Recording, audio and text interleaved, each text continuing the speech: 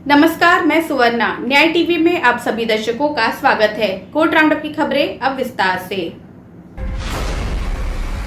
मध्य प्रदेश में 12 साल की बच्ची का अपहरण के बाद गैंगरेप, थाने में 4 घंटे तक दर्ज नहीं हुआ केस। परिजनों ने 4 लोगों को मासूम के साथ गैंगरेप करते पाया। ललकारने पर आरोपी मौके से भाग खड़े हुए।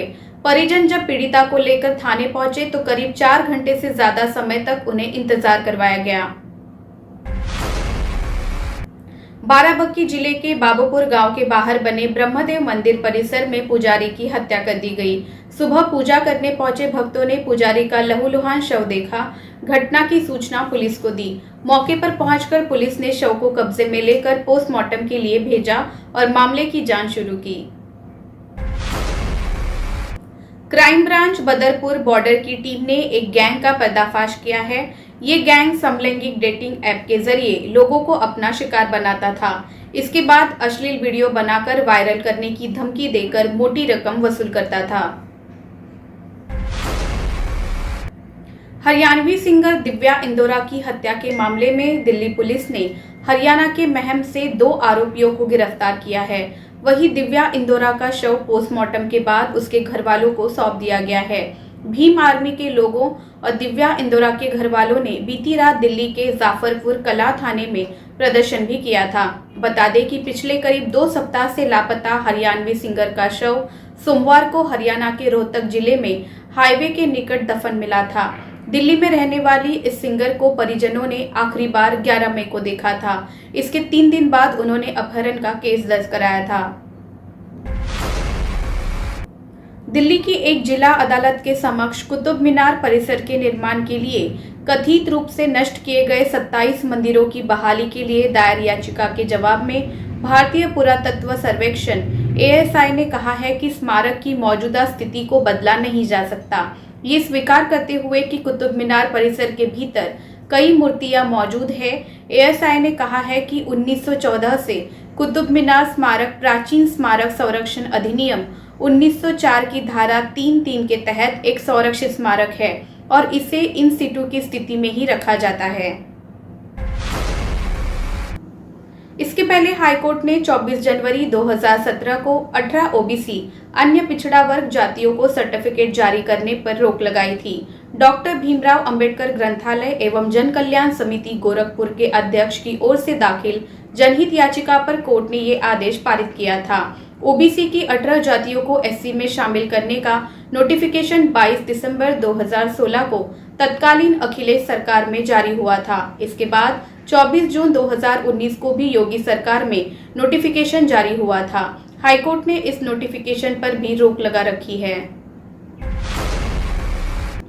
इलाहाबाद उच्च न्यायालय ने एक याचिका की सुनवाई करते हुए यूपी की OBC की 18 जातियों को SC सर्टिफिकेट जारी करने पर रोक बढ़ा दी है। उच्च न्यायालय ने 24 जनवरी 2017 को 18 OBC जातियों को सर्टिफिकेट जारी करने पर रोक लगाई थी। इस मामले में राज्य सरकार की ओर से 5 साल बाद भी काउंटर एफिडेविट दाखिल नहीं किया गया है। सुनवाई के दौरान मुख्य न्यायमूर्ति राजेश बिंदल और न्यायमूर्ति JJ मुनीर की खंडपीठ ने राज्य सरकार को पिछली सुनवाई पर जवाब दाखिल करने का अंतिम मौका दिया था। हालांकि मामले में राज्य सरकार की ओर से कहा गया कि वो विचार कर रही है। कहा गया कि मंत्रिमंडल की बैठक में पुनर्विचार किया जाएगा। 2020 के दिल्ली दंगों के केस में JNU के पूर्व छात्र उमर खालिद की जमानत को लेकर दिल्ली हाईकोर्ट में सुनवाई हुई। उमर खालिद ने सोमवार 23 मई को दिल्ली उच्च न्यायालय में दलील दी कि संशोधित नागरिकता कानून CAA के खिलाफ प्रदर्शन सिर्फ एक अन्यायपूर्ण कानून के खिलाफ था और इससे किसी भी तरह से देश की संप्रभुता को कोई नुकसान नहीं होना था। उमर खालिद की ओर से पेश हुए वकील त्रिदीप पेस ने यह भी कहा कि कोर्ट को हर चीज की आतंकवादी गतिविधि के रूप में व्याख्या करने के जाल में नहीं पड़ना चाहिए।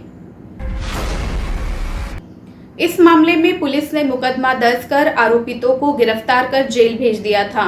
इस मामले की सुनवाई पॉक्सो कोर्ट संख्या प्रथम डॉक्टर केशव गोयल की कोर्ट में चल रही थी।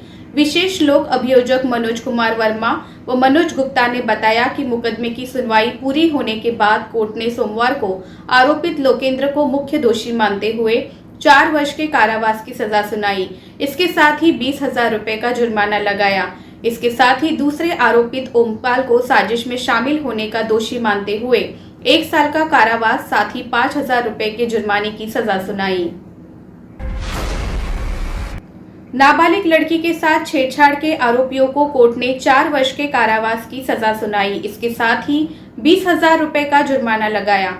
वहीं दूसरे आरोपी को 1 साल के कारावास के साथ ही 5,000 रुपए भरने का आदेश दिया है। उत्तर प्रदेश के जनपद मुरादाबाद के छजलेट थाना क्षेत्र में 3 मई 2016 को नाबालिग लड़की के पिता ने मुकदमा दर्ज कराया था। उन्होंने आरोप लगाया था कि स्कूल जाते समय उनकी बेटी के साथ कांठ थाना क्षेत्र के चारूपुरा गांव निवासी लोकेंद्र कुमार और उसके दोस्त ओमपाल निवासी ग्राम मधुआ खालसा ने छेड़छाड़ की।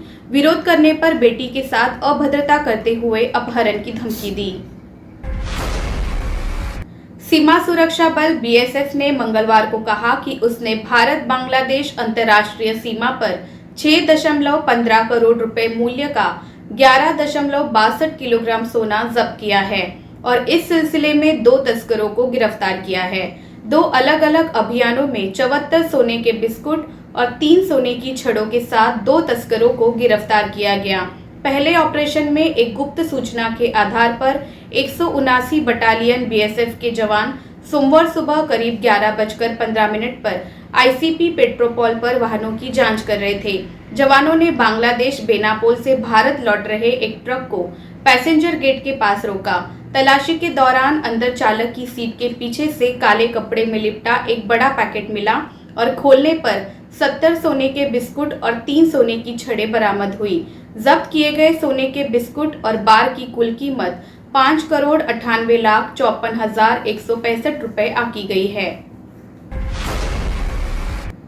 केरल हाईकोर्ट ने सोमवार को राजनीतिक और धार्मिक रैलियों में बच्चों के इस्तेमाल और भड़काऊ नारे लगाने पर चिंता व्यक्त की। जस्टिस पी गोपीनाथ की एकल पीठ ने आश्चर्य जताया कि क्या ऐसी गतिविधियों के लिए बच्चों का इस्तेमाल करना कानूनी है। पीठ ने यौन अपराधों से बच्चों के संरक्षण अधिनियम के तहत नाबालिगों और अपराधों से जुड़े मामलों के एक समूह पर फैसला सुनाते हुए इन चिंताओं को साझा किया और कहा कि इस लक्ष्य के लिए कदम उठाए जाने चाहिए।